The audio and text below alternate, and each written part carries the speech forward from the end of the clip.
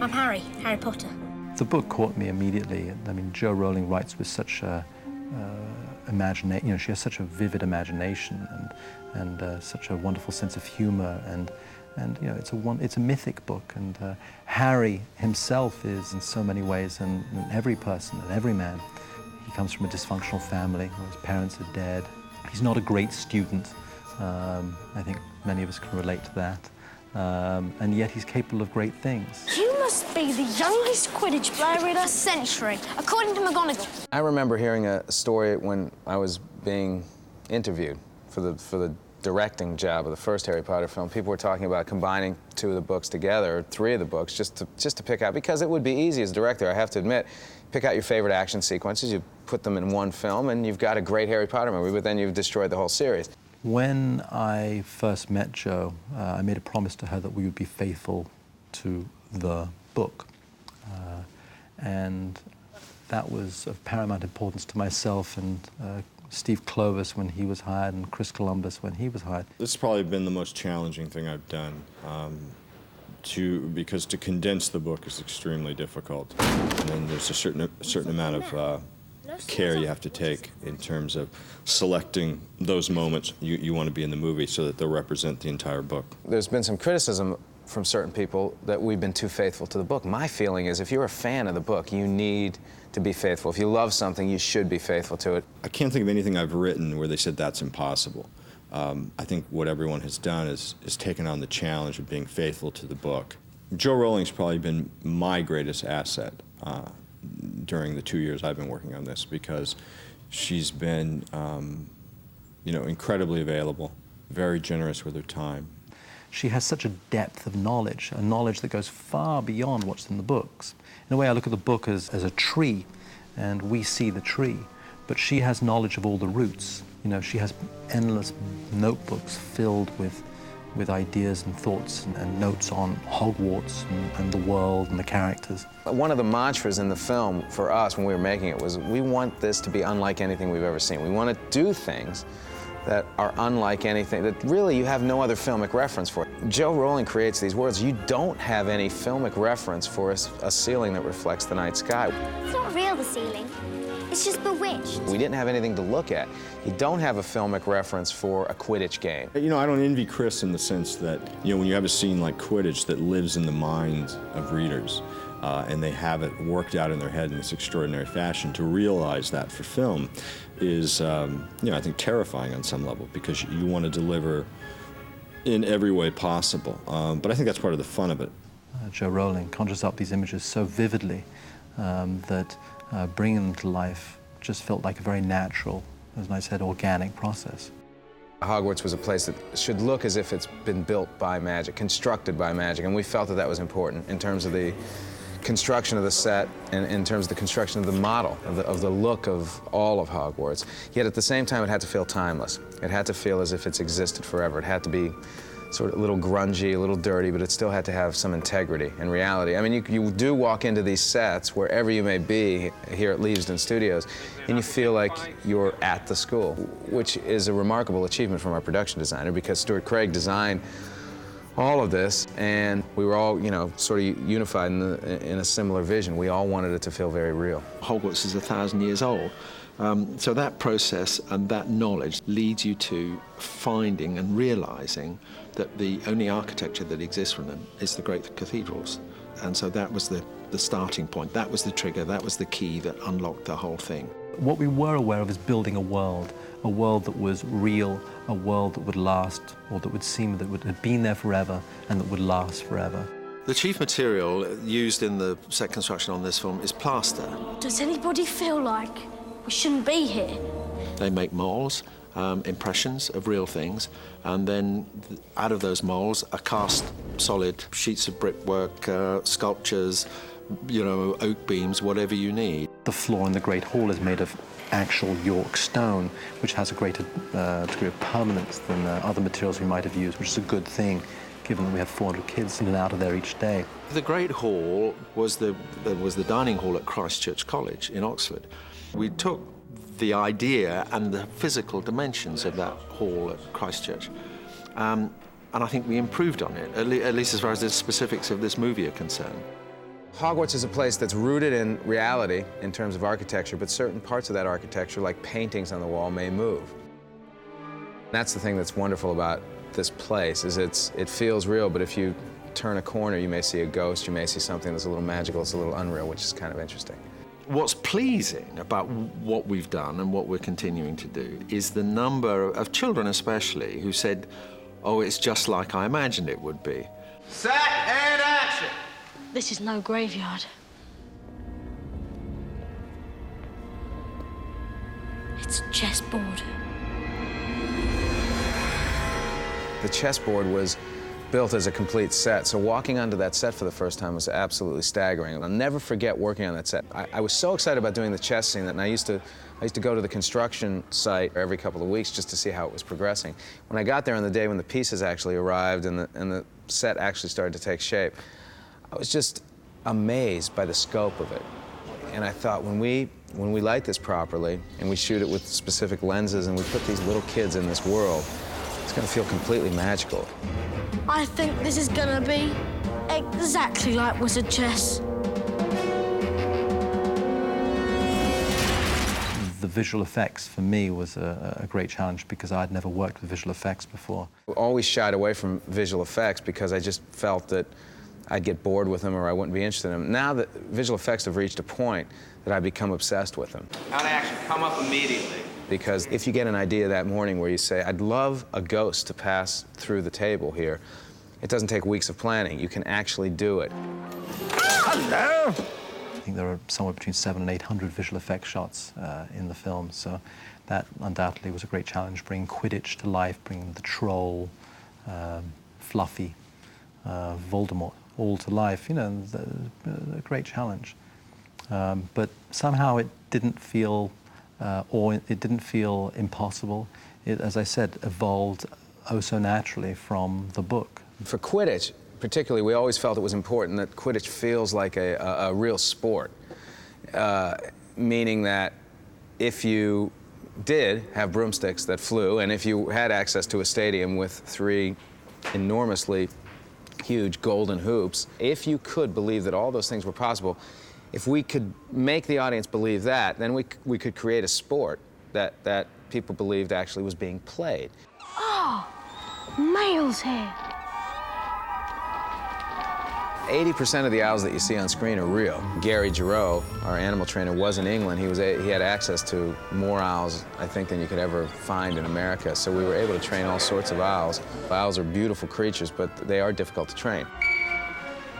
When you see Hedwig deliver the Harry's Nimbus 2000, his broomstick, we see some of the owls delivering mail. Now, obviously, we didn't fill this room with owls, but we did do several shots with real owls delivering mail here, which is incredibly difficult, but we added some CG owls to fill the room because you couldn't, in terms of training these owls, you couldn't get more than a few in at a time or else they would start running into each other.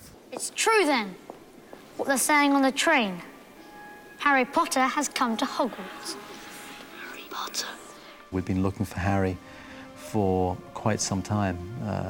I'd begun looking for Harry before Chris Columbus came aboard in November of 1999. And here we were in July and we hadn't found our Harry. And Steve Clovis and I went off to the theatre. And I walked into the theatre and there was this boy. And so struck by him, and all through the play I could barely pay attention. I was looking behind me at this person who had this quality, this sort of old soul. I realized that this boy had something very special, had the quality that we were looking for.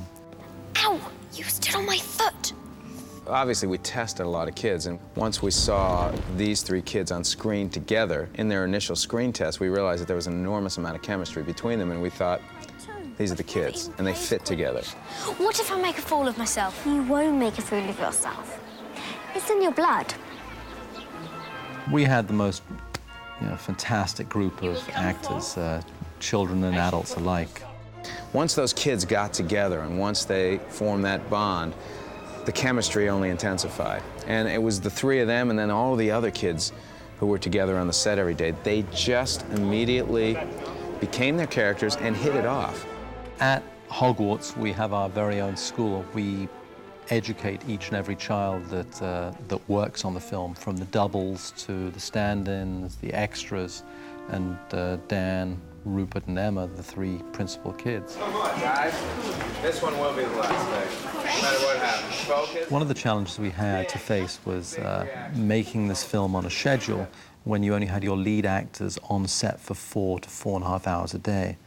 The children were allowed on site at the studio for 9.5 hours a day. Of that, 3 hours were given over to education, which was often one-on-one tutorials. An hour for lunch, 15-minute breaks every hour.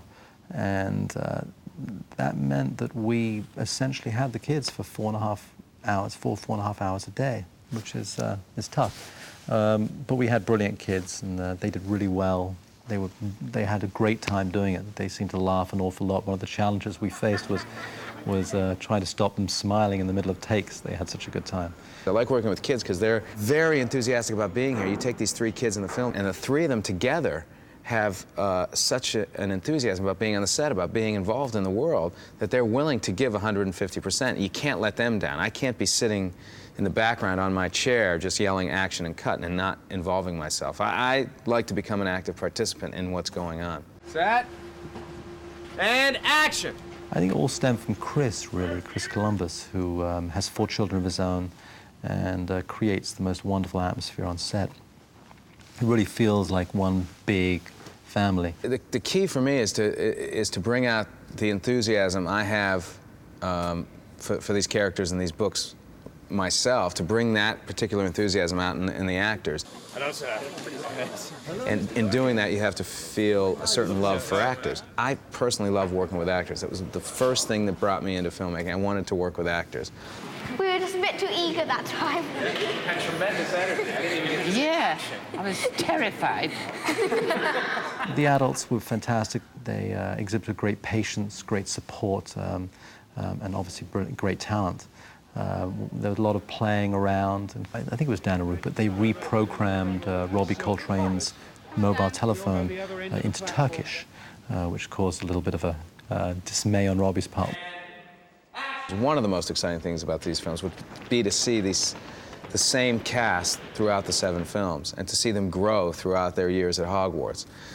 That may be a pipe dream, that may not be possible, but it would be, from a cinematic point of view, very exciting. You would actually see Harry Potter grow from an 11-year-old to a 17-year-old. Excellent work, guys. Good work.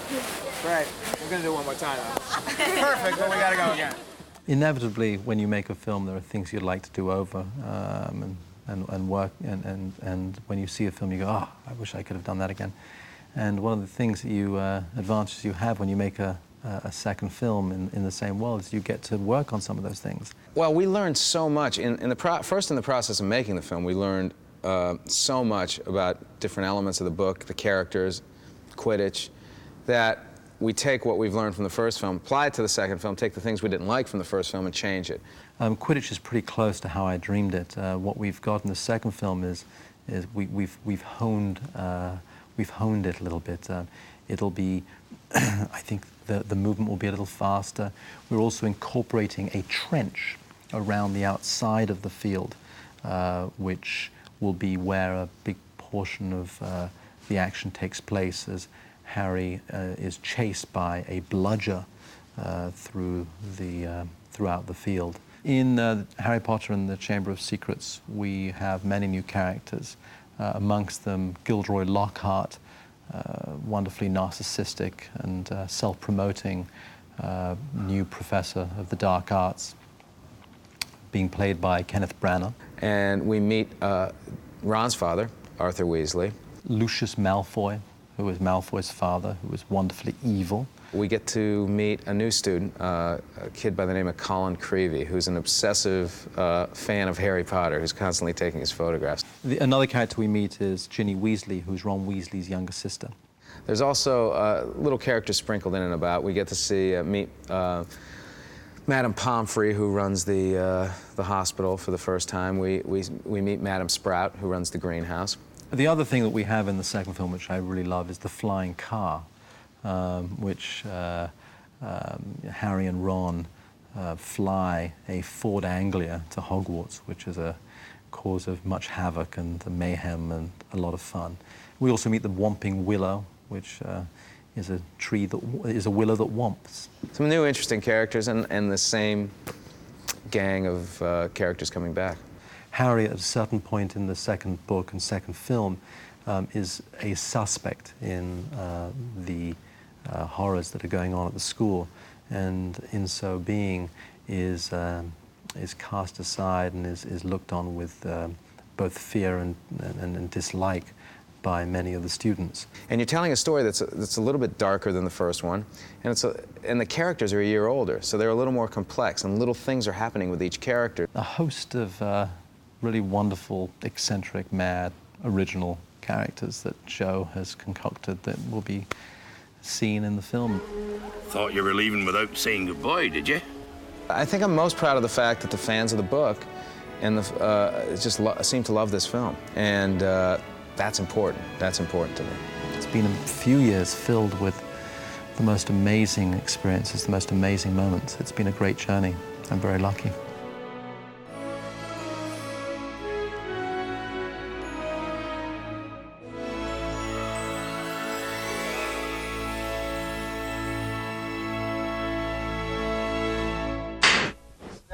Dan, remember to keep your head up and enunciate. Okay? And action. That was no stranger Hagrid met in the village. It was Snape, which means he knows how to get past Fluffy.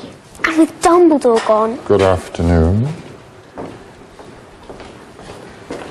Now, what would 3 young Gryffindors such as yourselves be doing inside on a day like this?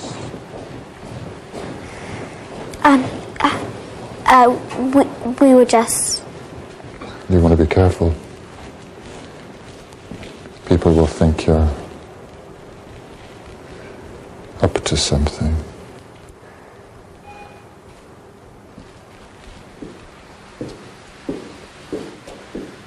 Cut.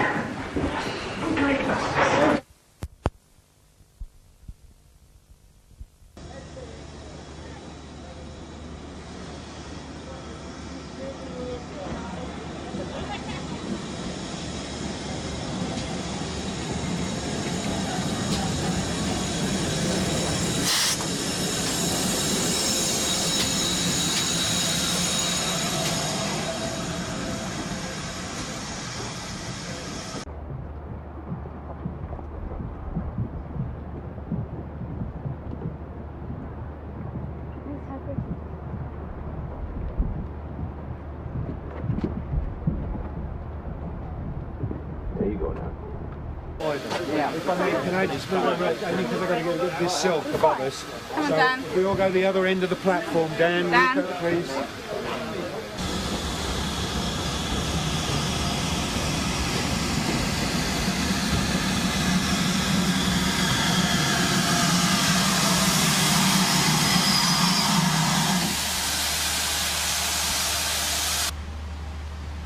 Right now, first years this way. Come on now, hurry up. First years, come this way, please. Come on now. Come on. Oh, hello, Harry. Right then, follow me.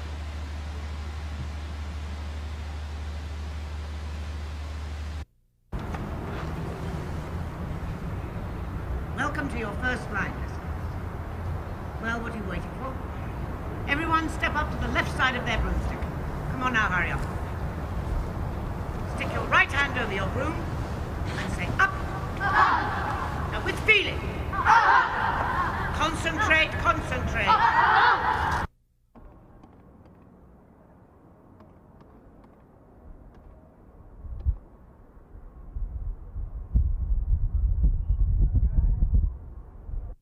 No, he's wrestling with it. He's wrestling with it.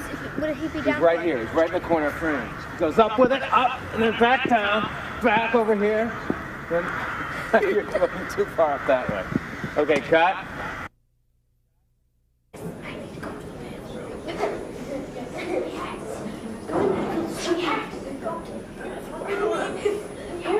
It's starting a circle. No, it's because of the sparrow that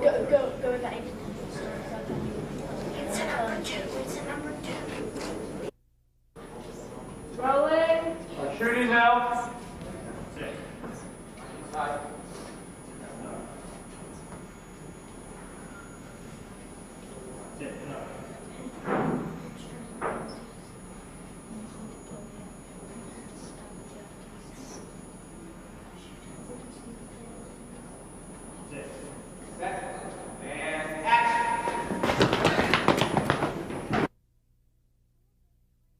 Someone's going to try and steal it. I don't know how you three found out about the stone, but I assure you it is perfectly well protected. Now, will you please go back to your dormitories? Quietly.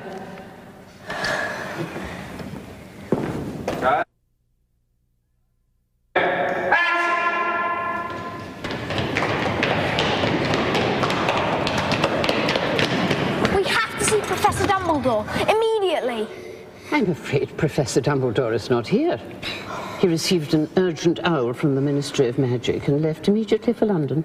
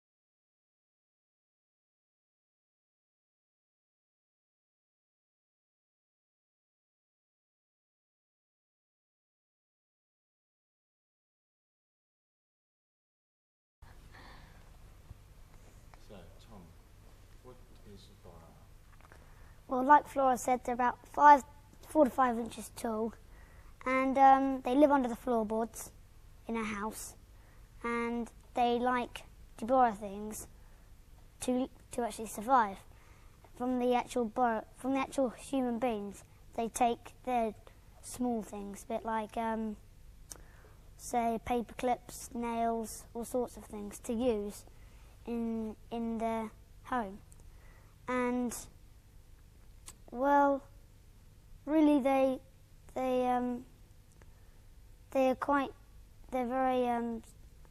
very small for a start, and they like to keep quiet.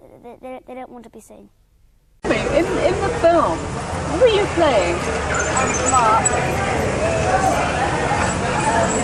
Harry, Henry's son. And who is Harry?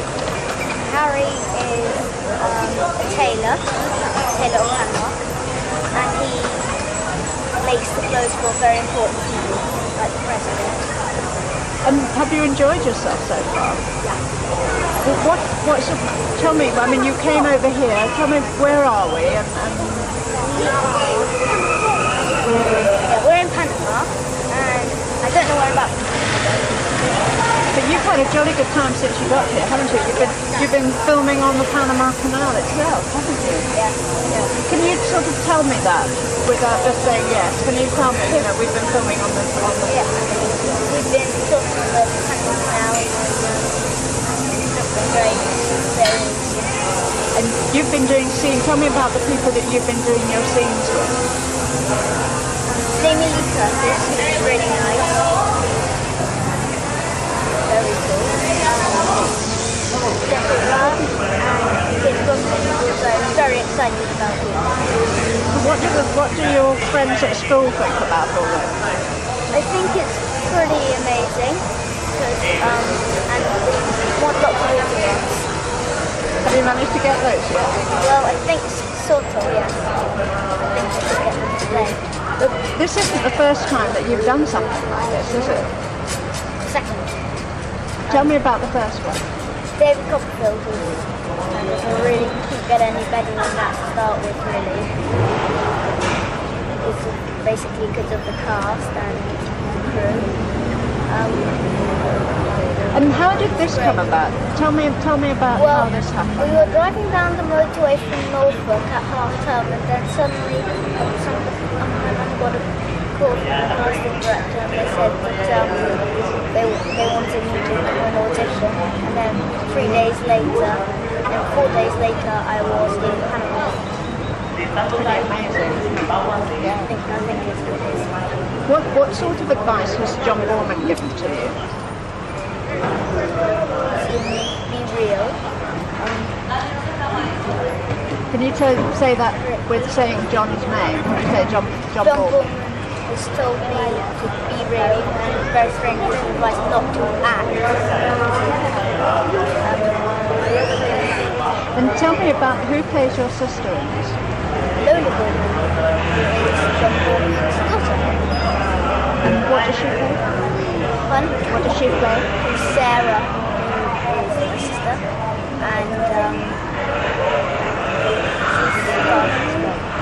and then you've got some more to do, haven't you? Tell me about what happens later. After this I go home tomorrow, and then about lunchtime I fly over to Ireland, which is... And are you going to do this when you grow up? Tell me about what you want to do when you grow up. I want to be a professional wrestler, but I do kind of want to work. Wrestling is happening. I think this is probably a pretty good training. How able will an audience be, do you think, to relate to those manners and mores of 200 years ago? I mean, are they the emotions that you, Marianne, and the rest experience still, will they speak to an audience today? I think the books are still selling. All over the world, you know, Jane Austen societies are many and varied. The point is that at the end of the story, well, I was going to say boy gets girl, but actually 2 boys get 2 girls. So you get a double dose of a tried and tested formula.